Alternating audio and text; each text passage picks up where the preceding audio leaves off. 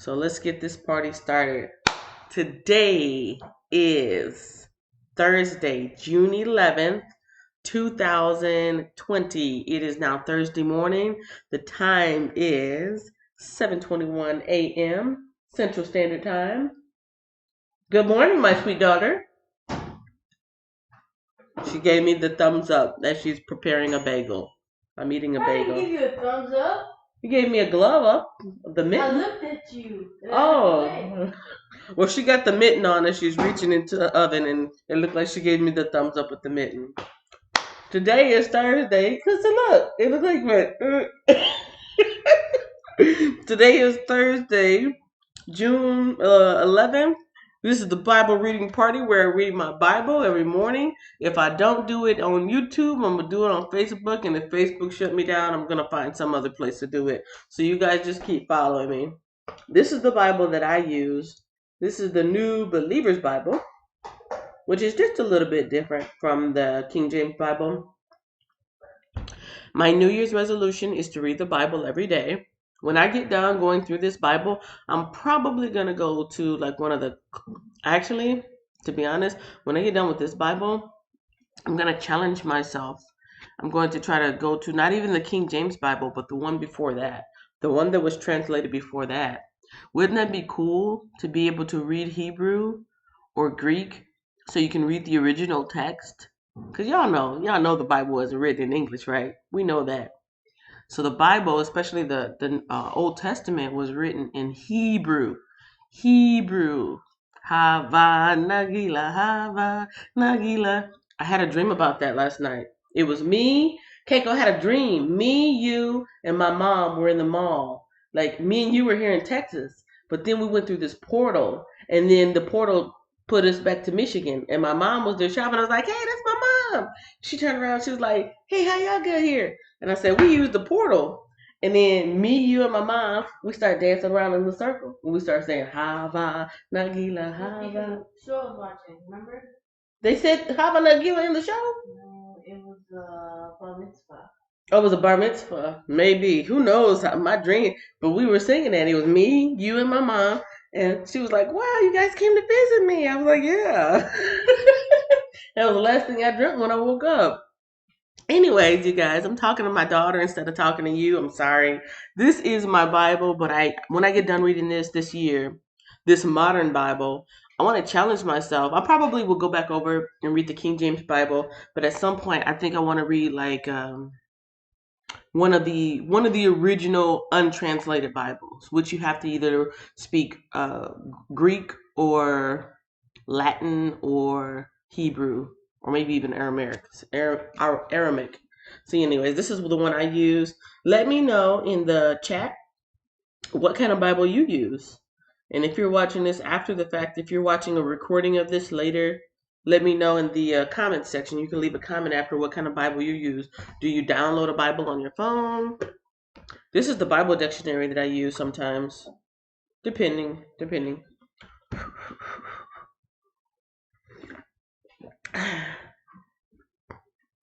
Ooh, all right. Yeah, I started off my morning kind of bad. I'm trying to get my mood up. You guys know on the main channel, I was supposed to be interviewing somebody, and I had a really good interview with a gentleman who was teaching young children how to do business and entrepreneurship. And I did a great interview. And when I looked at the button at the end, I didn't push record. And I beat myself up all day about that. Well, yesterday we were supposed to meet. No, Monday we were supposed to meet. He forgot. So I was waiting 4 o'clock Monday. He forgot. Guess who forgot about it yesterday? I talked with him. I texted him. I said, "Okay, we're going to meet today, right? This afternoon." 4 o'clock came and went, and I completely forgot about it. So he sent me a text message this morning, said, "Hey, I guess we both forgot yesterday." I'm like, "What's he talking about?" And I said, "Oh my goodness, I forgot I was supposed to be talking to him." So that's why I'm feeling kind of like this morning. I'm happy to be here, but I'm feeling really disappointed because I messed up again. First, I messed up by not remembering to push the record button, and then I missed him yesterday. So We have good days, we have bad days. Today is going to be a good day, but I just started off. That's why you shouldn't look at your phone. You shouldn't look at your phone when you first wake up. You shouldn't look at your phone when you first wake up. You should wake up in the morning, give thanks to the Lord, commune with the Lord, say some prayers, do something positive. Once you've built yourself up and you've got something. What in the world just fell on my back? Oh my goodness. Too many things going on. I got rubber bands in my hair and I think one of them just popped loose and fell. But if you start your day off doing this, I'm not saying something bad is going to happen, but I wish I had not looked at my phone first because now I'm like, ugh, I wish I had done what I usually did. Wake up, this is the day that the Lord has made. I will rejoice and be glad in it. Thank you, Lord, for waking me up. And then, do something to build yourself up positively. What do you guys think about that? What do you do the first thing you wake up? All right, yesterday we read, 13, 14, and 15. Yes.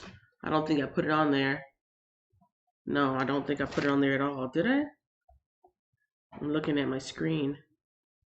16, 17, and 18 is what we should be doing today. First, let me do a recap. Oh, no, let me do another screen share. So I showed you guys my Bible that I'm reading. I showed you guys my dictionary that I use. Now let me show you my study guide for people who may not know, how am I reading the Bible in a year? I'm using this right here.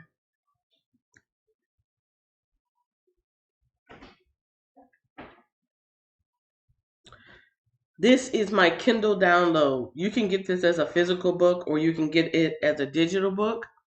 It is a woman's guide to reading the Bible in a year, a life-changing journey into the heart of God. And Monday I read First Kings. See that right there? See if I can, hold on, I know what to do. I gotta hit Control and plus, plus, plus, plus, plus. And that should make it bigger so you can see. There we go. Oh, now I made it too big. Oh my goodness.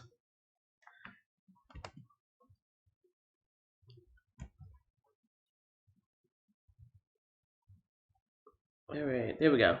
So if you look on your screen, on the left side, it should say First Kings 7 through 9. That's what we read Monday. First Kings 10 through 12. That's what I read Tuesday. First Kings 13 through 15. That's what I read Wednesday. And today's Thursday. So I'm going to read this part right here. First Kings 16 through 18. These are the checkpoints of this week. So at some point, keep your ears perked up. And I'm going to be reading something having to do with two golden calves, bulls, and Baal, a tired prophet, the chief cornerstone or spiritual armor. And just so you know, this is what the cover looks like if you want to get it on your own. A Woman's Guide to Reading the Bible in a Year. A Life-Changing Journey into the Heart of God by Diane Stortz. And as you can see, this is my Kindle download, so I got this through Amazon, but you can get it through other places too. All right, bringing it back. It's recap time. But first, let me say hello to everybody in the room because I know a couple more people have come in. Evangelist, and correct me if I'm saying your name wrong. If you can type it out in a way that I could pronounce it because I don't want to say your name wrong. Evangelist Obialor Uchechi, or is it Ukechi? Because I know another lady that she comes in my YouTube. Her name is Akoti, and she spells it Achoti, Akoti. So is it Ukechi or is it Uchechi? I'm thinking it's Ukechi Chinazu. So good morning. I think you just joined my Facebook last week, so welcome and thank you. Kiana Nicole, good morning 40 fam. Bless the like button. Yes, bless the like button. Bless the like button and share this out if you can. Yummy donut. It's a bagel. It's a raisin bagel, but it's still pretty good. She says, oh, yum bagel. All right, so if anybody else comes in after the fact, I'll say hi to you after I get done with this first chapter. This is the recap. Yesterday I read 13, 14, 15, and this is what happened in chapter 13. A prophet denounces Jeroboam. A prophet denounces Jeroboam. Jeroboam was one of the kings. He was not doing things in a righteous way. And so, let's see, what was the name of the prophet? I don't know if it said the name of the prophet, but I'm just reading the headings right now. A prophet denounces Jeroboam. Ah, yes, that is the prophet that came into town, gave the message, and God told him, once you give this message, don't eat anything there, don't drink anything there, and leave from a different way that you came in. And he did. He did. But somebody actually went after him. Another prophet that was living there, went after him, saddled up his donkey, and went after him and said, "Oh, hey, you're a prophet. I'm a prophet too. Why don't you come back to my place, have something to eat and drink and rest for a little bit?" And, the prophet that the Lord had sent said, "No, God gave me the command. I just came to give the message. I'm not supposed to eat there. I'm not supposed to drink there. And I'm supposed to leave out a different way that I came." Oh, no. This prophet that lives there, he lied to him. He lied to him saying, "Oh, well, the Lord gave me a different revelation. And he said that you should come back and it'll be okay." So instead of listening to God, Prophet A listened to Prophet B, went back, ate, drank, and then it was revealed to him that, when you die, your bones will not be buried in the land of your people. And that's what happened. When he left out, he ended up getting mauled by a lion. He got mauled by a lion, and he just sat there, and people going by seeing this lion that attacked him and the donkey that he was riding on. The lion didn't eat him, and the lion didn't attack the donkey. But eventually, that old prophet that was lying to him came, gathered up his body, and brought him back to his hometown to bury him. So he was obedient to give that message, but he was not obedient to the end because he ended up dying because he did not follow what God told him. He followed what that man told him.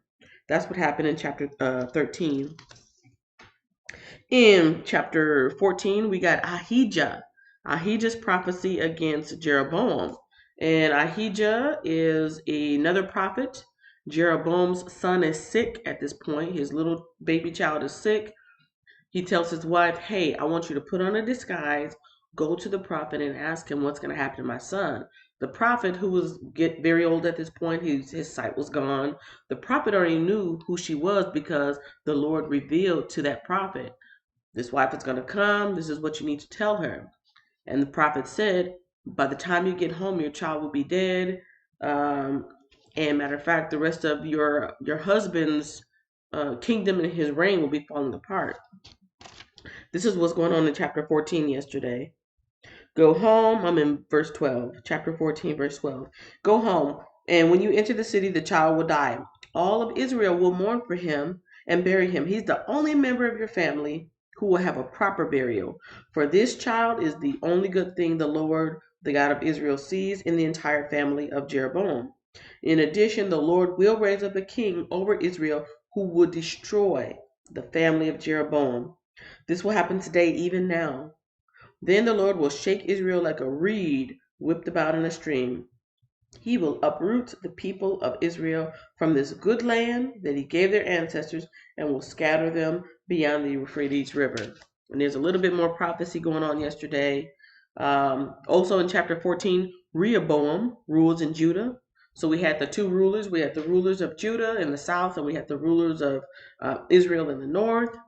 Talks a little bit more about that in chapter 15.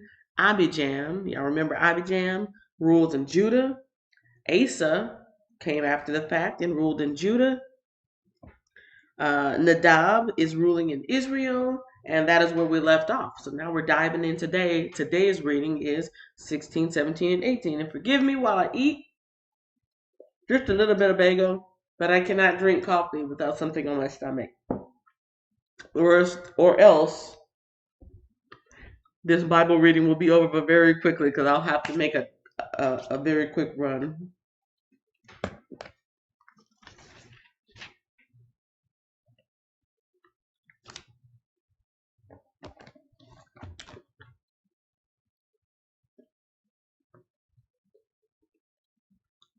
I'm going to look ahead and see if I can get some images for you guys.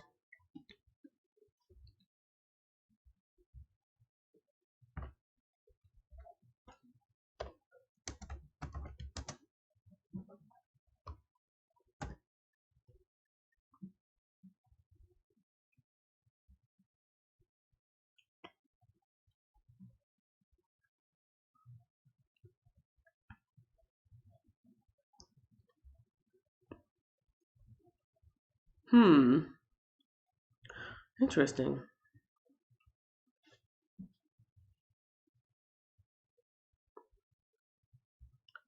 Sometimes I can find some imagery to help out. Like when we were talking about Solomon building the palace, Solomon building the temple, and Solomon's throne. But I don't see anything right now in specific that you guys can look at to help emphasize some of those meanings. Oh, there's something going on. Wow, this looks very interesting. I'm going to put this image up, and I don't know what's about to happen, but it's something in chapter 16.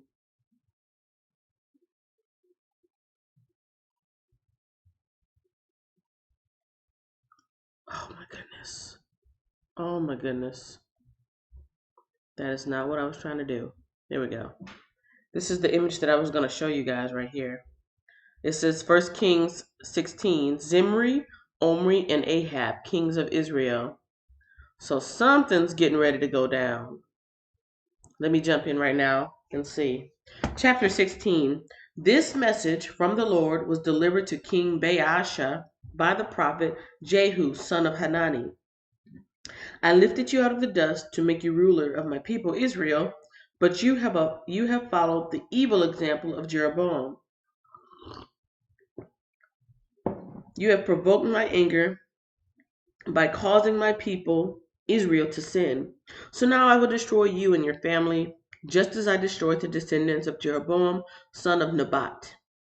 The members of Baasha's family who die in the city will be eaten by dogs, and those who die in the field will be eaten by vultures. The rest of the events in Baasha's reign and the extent of his power are recorded in the book of history of the kings of Israel. When Baasha died, he was buried in Tirzah. Then his son Elah became the next king. The message from the Lord against Baasha and his family came through the prophet Jehu, son of Hanani. It was delivered because Baasha had done what was evil in the Lord's sight, just as the family of Jeroboam had done, and also because Baasha had destroyed the family of Jeroboam. The Lord's anger was provoked by Baasha's sin. In verse 8, it says, Elah rules in Israel. Elah, son of Baasha, began to rule over Israel in the 26th year of King Asa's reign in Judah. So you guys remember Judah's in the south. That's where King Asa is. Elah, son of Baasha, is ruling over Israel in the north. Then Zimri, who commanded half of the royal chariots, made plans to kill him. One day in Tirzah, Elah was getting drunk at the home of Arza, the supervisor of the palace. Zimri walked in and struck him down and killed him. This happened in the 27th year of King Asa's reign in Judah. Then Zimri became the next king. Zimri immediately killed the entire royal family of Baasha, leaving him not even a single male child. He even destroyed distant relatives and friends. So Zimri destroyed the dynasty of Baasha as the Lord had promised through the prophet Jehu. This happened because of all the sins Baasha and his son Elah had committed, and because of the sins they led Israel to commit. They provoked the anger of the Lord, the God of Israel, with their worthless idols. The rest of the events in Elah's reign and everything he did are recorded in the book of the history of the kings of Israel. In verse 15, it talks about Zimri. Excuse me. Zimri rules in Israel. Zimri began to rule over Israel in the 27th year of King Asa's reign in Judah, but his reign in Tirzah lasted only 7 days. The army of Israel was then attacking the Philistine town of Gibbethon. When they heard that Zimri had committed treason and had assassinated the king, that very day they chose Omri, commander of the army, as the new king of Israel. So Omri led the entire army of Israel up from Gibbethon to attack Tirzah, Israel's capital. When Zimri saw that the city had been taken, he went into the citadel of the palace and burned it down over himself and died in the flames. For he too had done what was evil in the Lord's sight. He followed the example of Jeroboam and all the sins he had committed and led Israel to commit. The rest of the events in Zimri's reign and his conspiracy are recorded in the book of the history of kings of Israel.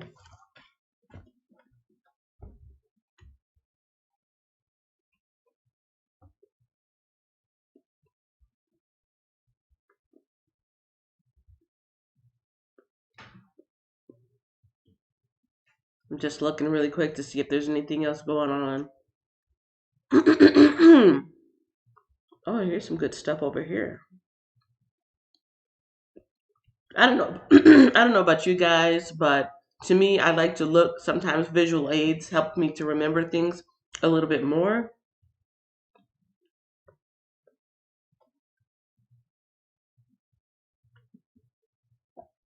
especially for people who have not read the Bible before. All these different names can start to get confusing, but if you have some type of image to look at, it can help you to memorize what was going on at that time. Wow, there's lots of imagery here.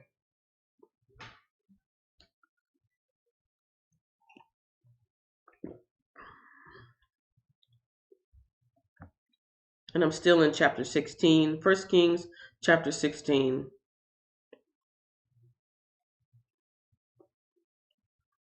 And to anybody who's just now coming in, welcome, welcome. I'm going to leave it right there while I keep going through. I'm in chapter 16 and verse 21 now, talking about Omri. Omri rules in Israel. But now the people of Israel were split into two factions. Half of the people tried to make Tibni, son of Ginath, their king, while the other half supported Omri. But Omri's supporters defeated the supporters of Tibni. So Tibni was killed, and Omri became the next king. Omri began to rule over Israel in the 31st year of King Asa's reign in Judah. He reigned 12 years in all, 6 of them in Tirzah. Then Omri brought the hill now known as Samaria from its owner, Shemer, for 150 pounds of silver. He built a city on it and called the city Samaria in honor of Shemer. But Omri did what was evil in the Lord's sight, even more than any of the kings before him. He followed the example of Jeroboam, son of Nebat, in all the sins he had committed and led Israel to commit. The people provoked the anger of the Lord, the God of Israel, with their worthless idols. So we still got some idol worship. And you guys remember the ones that we talked about the last 2 days, right? There was Ashtoreth, the goddess Ashtoreth, and those Asherah poles. Molech, and that was the one that was, sacrificing the living children. And then there was Chemosh. There was also some idol worship with the golden calves, which the people, when they came out of when they came out of Egypt, a lot of the Egyptians had um, animal looking type of idols and idol worship. And so when the people came up out of Egypt, they were familiar with this. They recognized it as some type of, god or something to worship, because that's what the Egyptians were doing. So even though they were Jewish people and they were trying to keep their faith, whenever they would fall away, this is something that would be common for them to do, is to go back to what they had known from Egyptian times. And so they're building calves and worshiping these altars, which is going against what God has told them to do.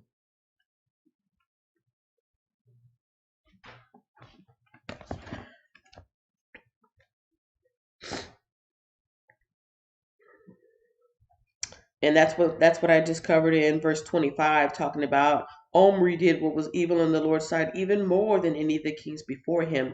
He followed the example of Jeroboam, son of Nebat, in all the sins he had committed and led Israel to commit. The people provoked the anger of the Lord, the God of Israel, with their worthless idols. And in verse 27, the rest of the events in Omri's reign, the extent of his power, and everything he did are recorded in the book of the history of the kings of Israel.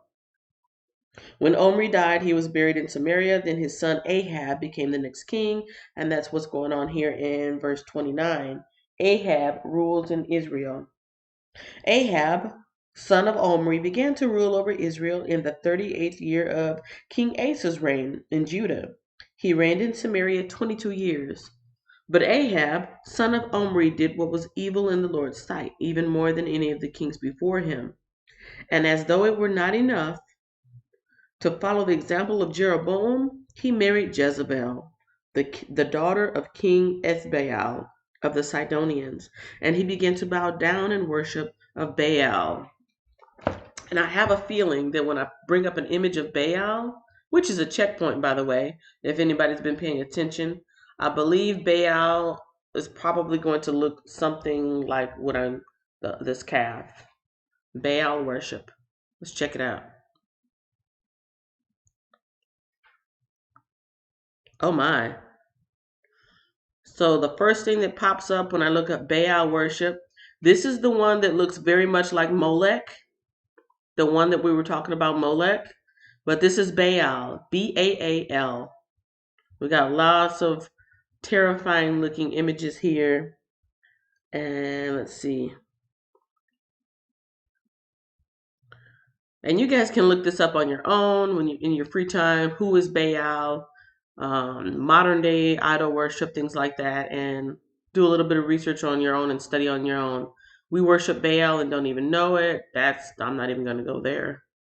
I just want to give you guys some imagery so you can see what these people were doing and understand, how evil it was. Israel turns to Baal worship. That looks like that's coming from goodsalt.com. So you can check that out, goodsalt.com. See that the link right there. Israel turns to Baal worship.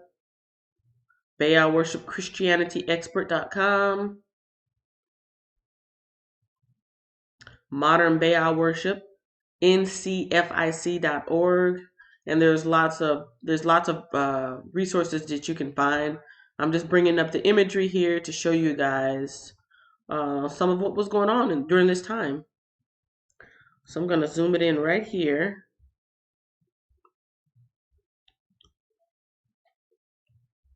I'm going to zoom it in right here. And I'm going to finish reading in chapter 16, which we're almost done. So Ahab, this is back in verse 30. Ahab, son of Omri, did what was evil in the Lord's sight, even more than any of the kings before him. And as though it were not enough, to follow the example of Jeroboam, he married Jezebel, the daughter of King Ethbaal of the Sidonians, and he began to bow down in worship of Baal. First, Ahab built a temple and an altar for Baal in Samaria. Then he set up an Asherah pole. He did more to provoke the anger of the Lord, the God of Israel, than any of the other kings of Israel before him. It was during his reign that Hiel, a man from Bethel, rebuilt Jericho. When he laid its foundation, it cost him the life of his oldest son, Abiram. And when he completed it and set up its gate, it cost him the life of his youngest son, Segub. This all happened according to the message from the Lord concerning Jericho spoken by Joshua, son of Nun. I was just thinking to myself, that sounds familiar. That sounds like a prophecy. Doesn't that sound like a prophecy to you guys? I'm like, somebody said that Jericho will not be rebuilt, and if you do rebuild it, it's going to cost you the life of your firstborn son. And by the time you do this, I thought that sounded familiar. That was a prophecy in Joshua, spoken by Joshua, the son of Nun.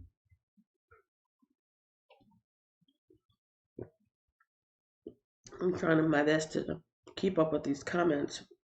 I know I missed a bunch of comments yesterday because it's hard for me to figure out where they're at on here.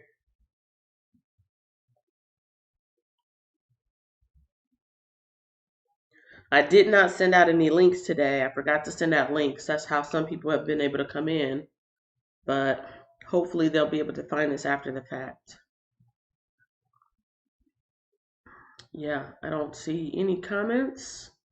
I see my comments, but I don't see my chat, so that's okay. And for the 2 people who are still in here, thank you. I appreciate it. And for the people who watch this after the fact, watch the replay, thank you. I appreciate that. I hope it blesses you in some way. Now we're going to go on to chapter 17. But first, a bagel.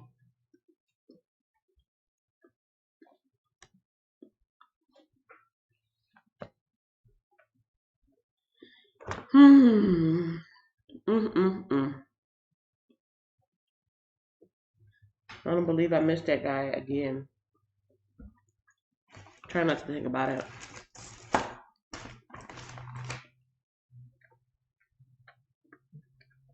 Trying to keep my mind focused on the word so that I can fill my mind up with what I need to be thinking about.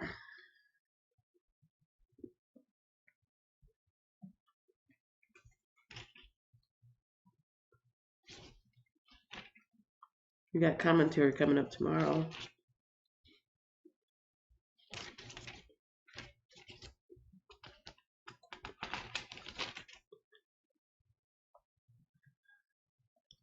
I see Jezebel mentioned one time. I wonder is there anything else going to happen?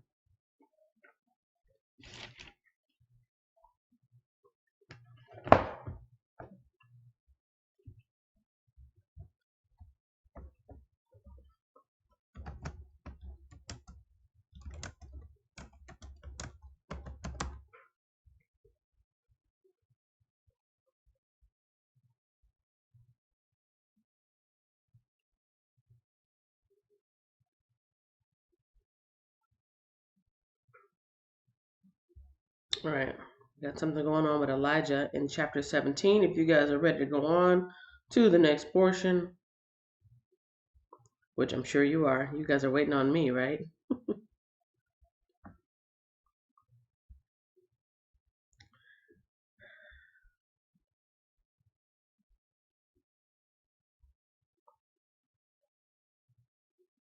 Right. Chapter 17. 1 Kings, chapter 17. Elijah fed by the ravens. Now Elijah, who was from Tishbe in Gilead, told King Ahab, as surely as the Lord, the God of Israel lives, the God I serve, there will be no dew or rain during the next few years until I give the word. Then the Lord said to Elijah, go to the east and hide by Kerith Brook, near where it enters the Jordan River. Drink from the brook and eat what the ravens bring you, for I have commanded them to bring you food. So Elijah did as the Lord told him, and camped beside Kerith Brook, east of the Jordan. The ravens brought him bread and meat each morning and evening, and he drank from the brook. But after a while the brook dried up, for there was no rainfall anywhere in the land. And in verse 8, it's talking about the widow at Zarephath. Then the Lord said to Elijah, go and live in the village of Zarephath near the city of Sidon. I have instructed a widow there to feed you. So he went to Zarephath. As he arrived at the gates of the village, he saw a widow gathering sticks and asked her, would you please bring me a little water in a cup?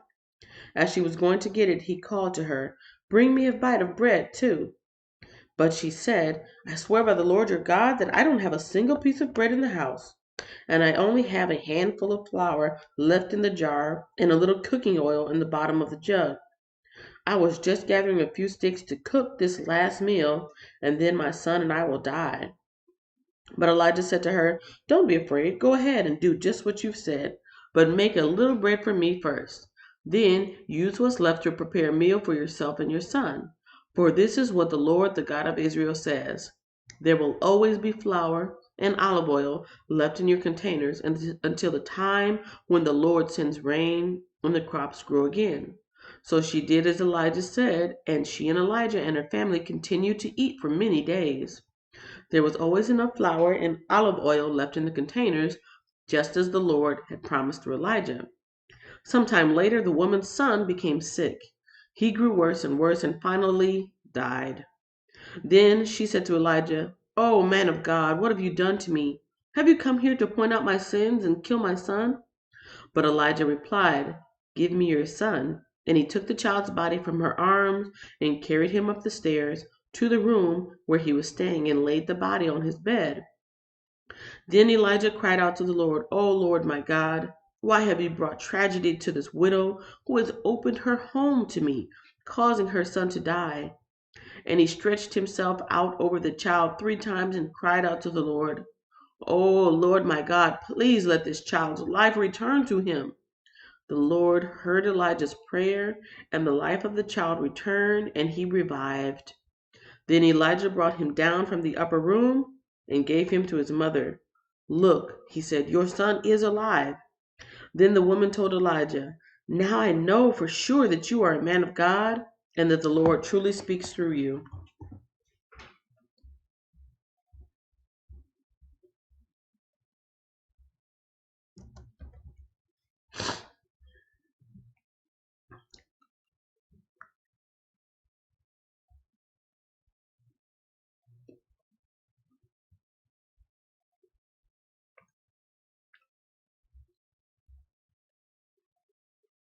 This is reminding me just a little bit. Always having just a little bit of flour in that jar and just a little bit of olive oil in there. You know what that's reminding me of? Jesus feeding the multitude with just a little bit of fish, and a little bit of bread. Somehow, there's always just a little bit left over.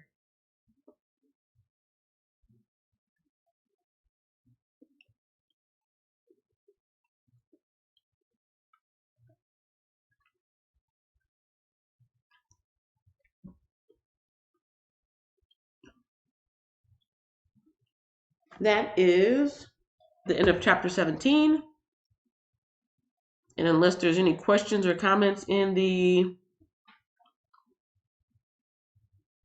comments, I see one new good morning. Good morning, good morning. Good morning, good morning. Finishing up that bagel and coffee.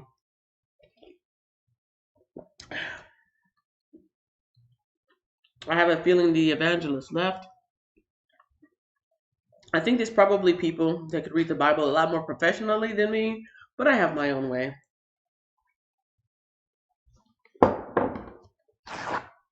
It may not be for everybody, but it's for somebody. And if somebody is you, then I'm happy that you have come across this at whatever future date and time. Okay. I'm still a little bit upset over me missing my meeting, but I cannot let that keep coming back into my mind. Because now we're in chapter 18. And chapter 18 is talking about the contest. A contest on Mount Carmel. Let me look really quick to see if there's any type of imagery I can pull up for you guys. And you guys let me know. Let me know in the comments whether you are watching this on YouTube after the fact or if you're watching it on Facebook. Does the imagery help or is it distracting? If it's distracting, then I'll just do what I normally do, which is just read straight through. But lately, depending on what I'm reading, I'm trying to put a little bit of visual aids with it.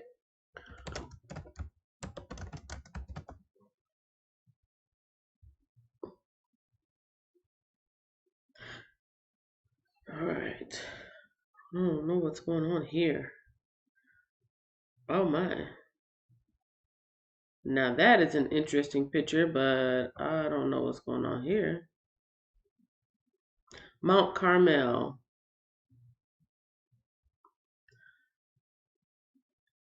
The Great Barbecue Competition? Okay, I don't know what's going on. I'm gonna grab a random picture and we're gonna see what's going on.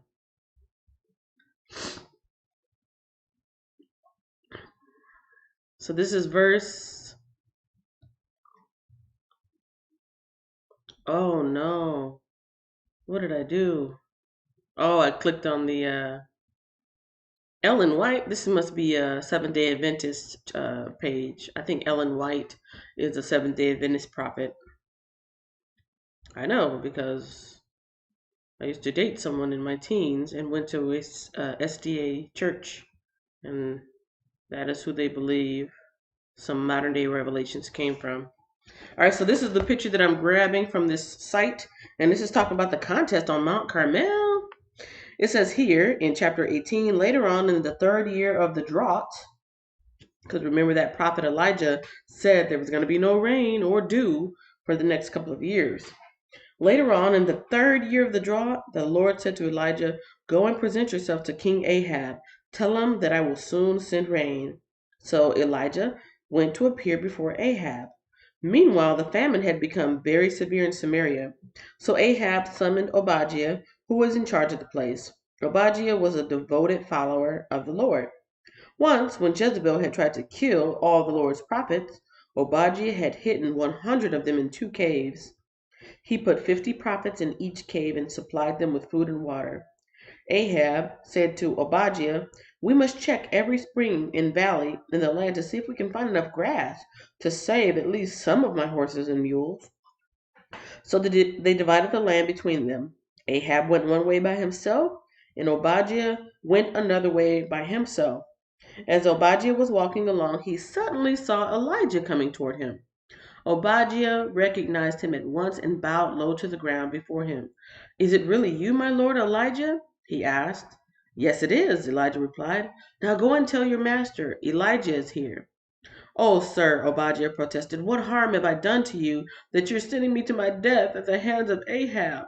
For I swear by the Lord your God that the king has searched every nation and kingdom on earth from end to end to find you. And each time he was told Elijah isn't here, King Ahab forced the king of that nation to swear to the truth of his claim. And now you say, go and tell your master Elijah's here? But as soon as I leave you, the Spirit of the Lord will carry you away to who knows where. When Ahab comes and cannot find you, he will kill me. Yet I have been a true servant of the Lord all my life. As, excuse me. Has no one told you, my lord, about the time when Jezebel was trying to kill the Lord's prophets? I hid 100 of them in 2 caves and supplied them with food and water. And now you say, go and tell your master Elijah's here. Sir, if I do that, Ahab will certainly kill me. But Elijah said, I swear by the Lord Almighty, in whose presence I stand, that I will present myself to Ahab this very day. So Obadiah went to tell Ahab that Elijah had come, and Ahab went out to meet Elijah. When Ahab saw him, he exclaimed, So is it really you, troublemaker of Israel? I have made no trouble for Israel, Elijah replied. You and your family are the troublemakers, for you have refused to obey the commands of the Lord and have worshipped the images of Baal instead.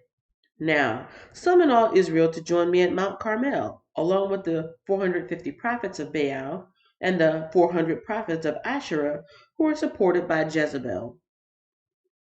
So Ahab summoned all the people of Israel and the prophets to Mount Carmel. Then Elijah stood in front of them and said, How much longer will you waver, hobbling between two opinions? If the Lord is God, follow him. But if Baal is God, then follow him. But the people were completely silent. Then Elijah said to them, I am the only prophet of the Lord who's left, but Baal has 450 prophets. Now, bring 2 bulls. The prophets of Baal may choose whichever one they want, or whichever the prophets may choose one they wish and cut it into pieces and lay it on the wood of the altar, but without setting fire to it. I will prepare the other bull and lay it on the wood on the altar, but not set fire to it. Then call on the name of your God, and I will call on the name of the Lord. The God who answers by setting fire to the wood is the true God. And all the people agreed. Then Elijah said to the prophets of Baal, You, go first, for there are many of you. Choose one of the bulls and prepare it and call on the name of your God, but do not set fire to the wood." So they prepared one of the bulls and placed it on the altar. Then they called on the name of Baal from morning until noontime, shouting, "Oh, Baal, answer us!" But there was no reply of any kind. Then they danced, hobbling around the altar they had made. About noontime, Elijah began mocking them. "You'll have to shout louder," he scoffed, "for surely he is a god. Perhaps he is daydreaming, or is relieving himself, or maybe he's away on a trip, or asleep and needs to be wakened." So they shouted louder, and following their normal custom, they cut themselves with knives and swords until the blood gushed out. They raved all afternoon until the time of the evening sacrifice, but still there was no sound, no reply, no response. Then Elijah called to the people, "Come over here." They all crowded around him as he repaired the altar of the Lord that had been torn down. He took 12 stones, one to represent each of the tribes of Israel, and he used the stones to rebuild the altar in the name of the Lord. Then he dug a trench around the altar large enough to hold about 3 gallons.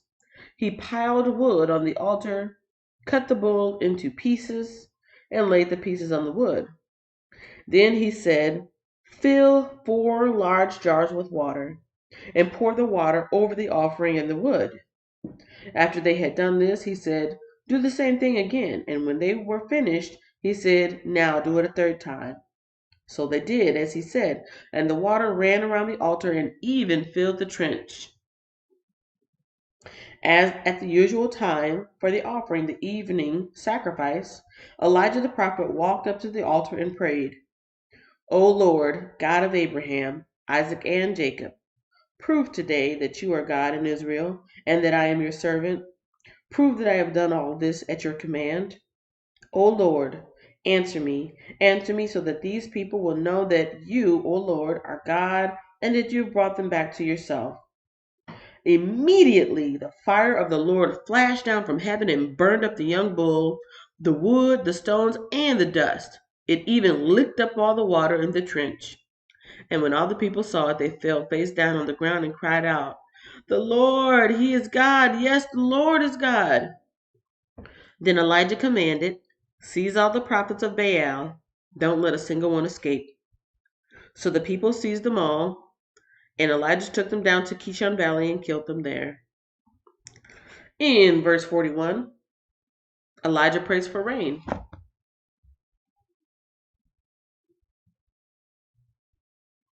Now that was pretty amazing there, right? Because not only not only did water not only did the fire come down, but the fire lit through wet wood, wet meat, wet stone, all of these things that should have prevented the fire from consuming it. But the power of the Lord proved itself, showed itself, and let the people know what was really going on.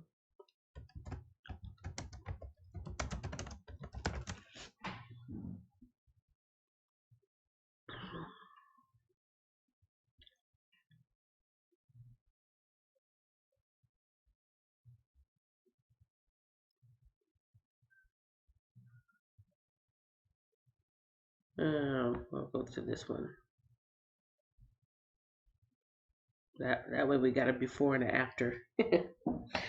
In verse 18, chapter 18, verse 41, Elijah prays for rain. Then Elijah said to Ahab, "Go get something to eat and drink, for I hear a mighty rainstorm coming." So Ahab went to eat and drink, but Elijah climbed to the top of Mount Carmel and bowed low to the ground and prayed with his face between his knees. Then he said to his servant to go and look out toward the sea. The servant went and looked, then returned to Elijah and said, "I didn't see anything." 7 times Elijah told him to go and look. Finally, the 7th time his servant told him, "I saw a little cloud about the size of a man's hand rising from the sea." Then Elijah shouted, "Hurry to Ahab and tell him, 'Climb into your chariot and go back home. If you don't hurry, the rain will stop you.'" And soon the sky was black with clouds. A heavy wind brought a terrific rainstorm, and Ahab left quickly for Jezreel. Then the Lord gave special strength to Elijah. He tucked his cloak into his belt and ran ahead of Ahab's chariot all the way to the entrance of Jezreel. Say what? Y'all heard that right? The Lord gave special strength to Elijah. He tucked in his cloak into his belt and ran ahead of Ahab's chariot all the way to the entrance of Jezreel.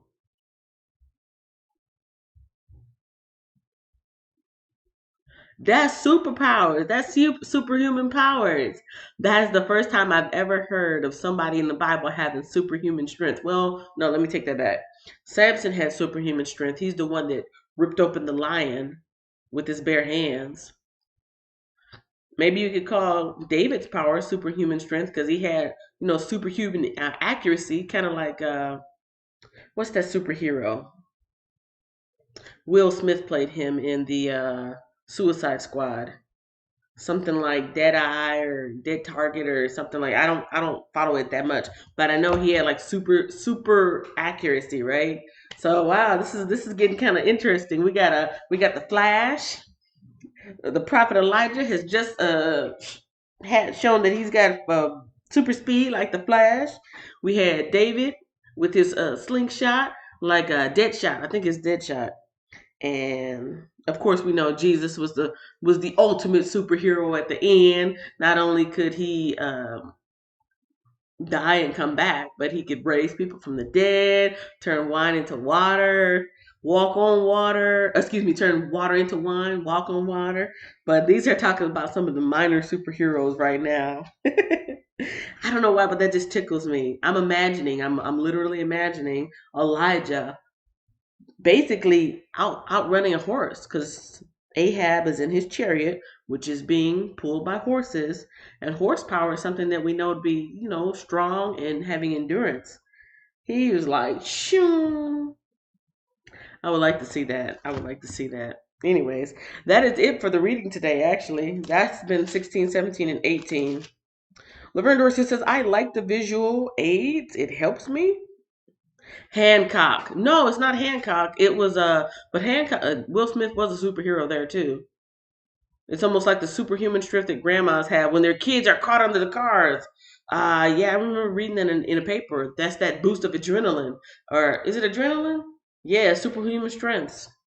I'm glad to see you guys are still here. It's funny because it says there's really nobody here. I think I have one person, and I don't know if I'm watching myself or not, but I want to look that up really quick. I doubt I'll see it. I doubt that I'll see it, but and that would be another good topic to look up superheroes from the Bible. But I just want to look up Elijah.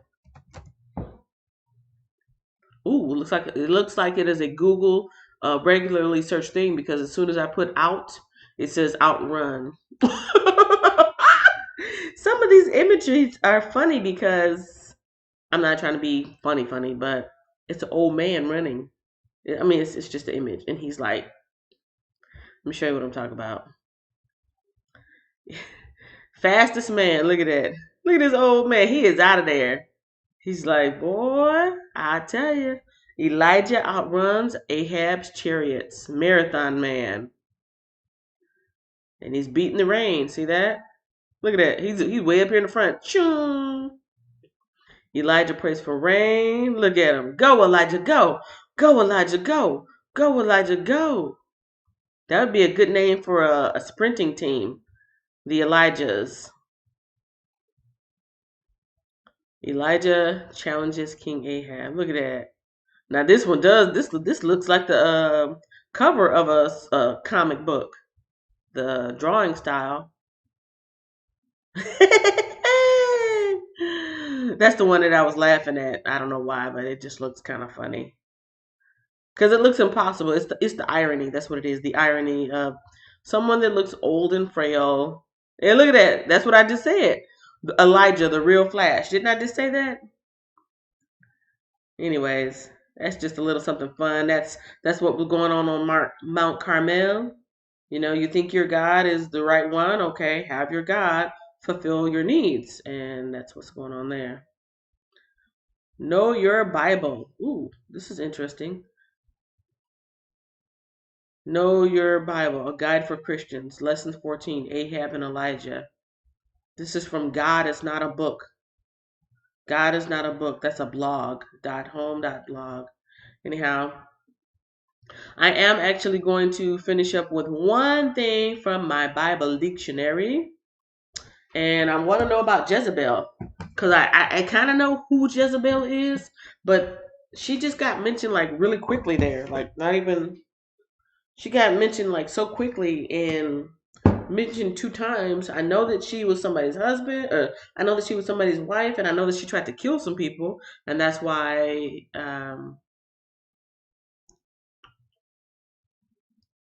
not Elijah, but that other guy that Elijah was talking to. That's why that other person was trying to hide those the prophets.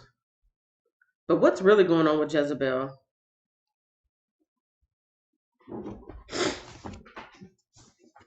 Jezebel, according to my compact Bible dictionary.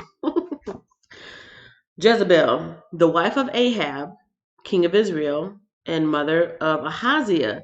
See, now, here's another thing. I guess the way that people use it currently, Jezebel is kind of like some over sexual woman that's tempting men and it's no good and she's loose and she's kind of like,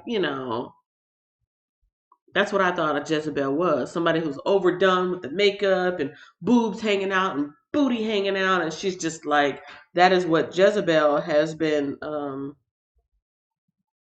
That's what I learned Jezebel to be, is like, the type of woman that you don't want to be. You want to be modest. You want to be ladylike. You don't want to be a Jezebel, but she's somebody's wife. The wife of Ahab, king of Israel. Oh, and Jezebel, her name means there is no prince. Jezabel means there is no prince. I'll show you what it says right there. Oh, I wish I could see a little bit better. There we go.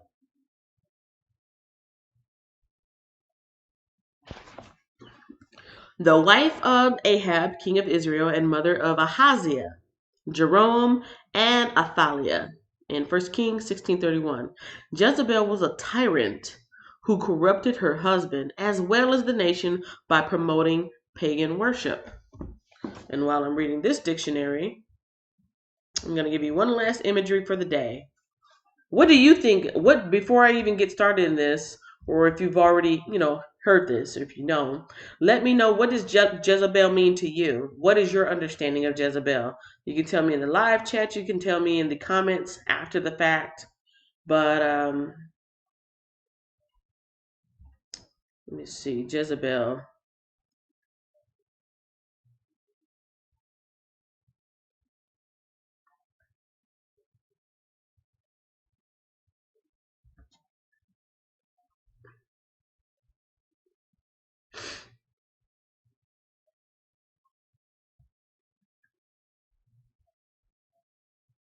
All right, I'm gonna do a real quick zoom in of this without going too deep into all the pages.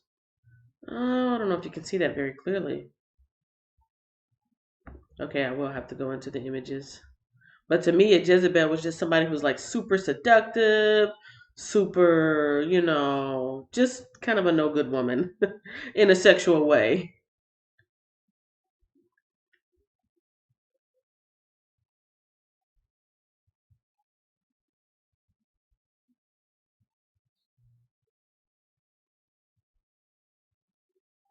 Oh, there's two Jezebels. Hold on, I didn't know that. Before I get into the imagery of the other stuff, let me zoom in on this because I'm learning something new. Apparently, there are two Jezebels. See, look at this right here. It says, "Who was Jezebel?" Look at this. We got Angelina Jolie over here on one side, looking super sexy. And we got this other lady looking quite seductive in all her feminine wiles. And then right here in the middle says, and this is from neverthirsty.org. Oh boy, never thirsty. Now that has a modern connotation, being thirsty, and then of course it has a biblical connotation because Jesus said, "Drink from the water that I give you, and you will never thirst." So that's. I love that. I love that. Neverthirsty.org. Wow, that's like awesome. Okay, who was Jezebel? In the Old Testament, she married Ahab. She killed God's prophets. She ordered Naboth's death. She practiced witchcraft. Dogs ate her body and left the bones. In the New Testament, she was a prophetess, a false teacher, an immoral woman, and idol worship. So yeah, did you guys know that there was two Jezebels? Because I did not know. We got Jezebel here. The spirit of Jezebel, or the Jezebel spirit, I have heard of that. A Jezebel spirit, somebody who rules over her husband instead of, letting her husband rule. She loves to manipulate. She falsely accuses the godly. She uses lust to control. She claims to be religious. She refuses to accept guilt. She is ungrateful to God. And of course, they're comparing the spirit of Jezebel to the spirit of Ruth. And we talked about Ruth a couple weeks ago. Yeah, very interesting stuff to look up. Jezebel. Yeah, this is pretty much what I think about when I think about Jezebel. It's like we got the legs cocked open. There's lots of photography nowadays that's showing women trying to be sexy, but they always got their legs cocked open. It's like they're just giving it away. You know what I'm saying? They're just giving it away. All that over sexuality stuff. There's nothing wrong with a woman being sexy and feeling sexy, but there's a place and time for everything. But sex sells, and so that's what goes on. Pretty much everything that you try to buy, sex is trying to sell it. And especially in music, hip hop, pop, there's all these legs, all these feminine legs, just being wide open, spread open, gapped open. That's that Jezebel coming out. Anyhow, y'all look at these pictures while I read the definition of Jezebel. I'm gonna go up here to one of the biblical pictures, or biblical looking pictures, anyways. Y'all see this? All right, I'm gonna settle it right there. So Jezebel, the wife of Ahab, king of Israel, and the mother of Ahaziah, Jehoram, and Athaliah, was a tyrant who corrupted her husband as well as the nation by promoting pagan worship. She was reared in Sidon, a commercial city on the coast of the Mediterranean Sea, known for its idolatry and vice. When she married Ahab and moved to Jezreel, a city that served the Lord, she decided to turn it into a city that worshiped Baal, a Phoenician god. The wicked, idolatrous queen soon became the power behind the throne. Obedient to her wishes, Ahab erected a sanctuary for Baal and supported hundreds of pagan prophets. When the prophet of the Lord opposed Jezebel, she had them massacred.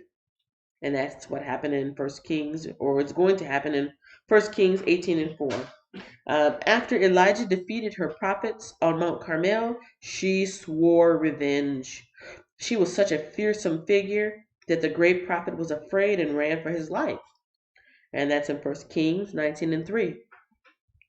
After her husband Ahab was killed in battle, Jezebel reigned for 10 years through her sons Ahaziah and Joram, or Jehoram. These sons were killed by Jehu, who also disposed of Jezebel by having her thrown from the palace window. In fulfillment of the prediction of the prophet Elijah, Jezebel was trampled by the horses and eaten by the dogs. Only Jezebel's skull, feet, and palms of her hand were left to bury when the dogs were finished. One truth that emerges from Jezebel's life is that God balances the scales of justice. Wickedness may prevail for a season, but his righteousness will eventually triumph over the evil forces, or over the forces of evil. And Jezreel is the place where they were living. Let me see. I'm reading something about Jezreel next, but I'll leave it there. I thought I just read something about Jezreel. Ladies and gentlemen, we have come to the end of the reading for today. That has been First Kings 16, 17, and 18. We're talking about the prophet Elijah, King Ahab, and more exchange of power between different kings in Judah being replaced or killed or massacred, more massacres and being replaced, and a lot of exchange of power. But that's what has been going on today. He looks like he would win any race. Looks like Halloween. Somebody's dressed for Halloween. What was that, the Jezebel one or the Elijah one? All right. So thank you so much for my 3 people who came in and was hanging out with me on Facebook. And for all of you people who catch this replay on YouTube, thank you so much. Don't forget to hit the like button as it does help the video get shared out. I'm still not really sure what's going on with my YouTube channel. I have not hardly gained any subscribers there. So the people who were normally coming in to see the Bible readings on the old channel, they're either not able to find me or maybe I'm being blocked. I don't know. I don't know why I have been blocked from live streaming. Hopefully, you guys can still share me out where you can. And I'm just going to have faith and trust that whatever's gone is going to be resolved. Yeah, I'm looking at my channel right now. I've got 9 subscribers, which is pretty much the same people who were kind of following me, but I still had other people coming in. I don't know where they're at. I don't know if I can't be found. But in either case, and I don't think any of these replays are really being watched either. Yeah. First Kings 13 through 15 has absolutely no views. It's been almost 24 hours. Has no views. So yeah, that's really interesting. Because I usually get more views than that. Who knows? Who knows? Who knows? I'm gonna see if I can find myself. I'm just gonna type in BLVD40 in Google and I should come up some kind of way.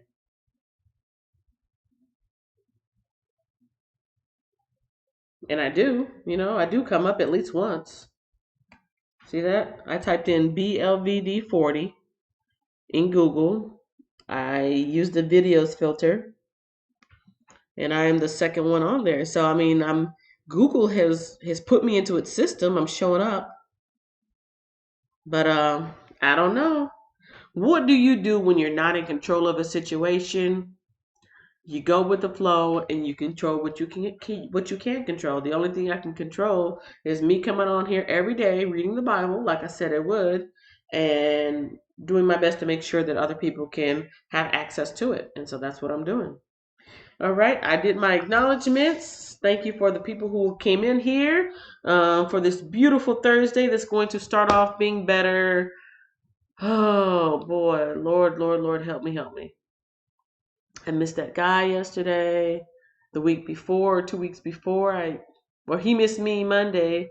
The week before, I messed up. It's just so much going on. In the grand scheme of things, is it really important? No, but it's something that's bothering me right now because I'm really trying to build up my channel and bring good information to people for that channel. And what can you do? What can you do? If it's meant to be, it's meant to be. If it's not, it's not. So I gotta let it go.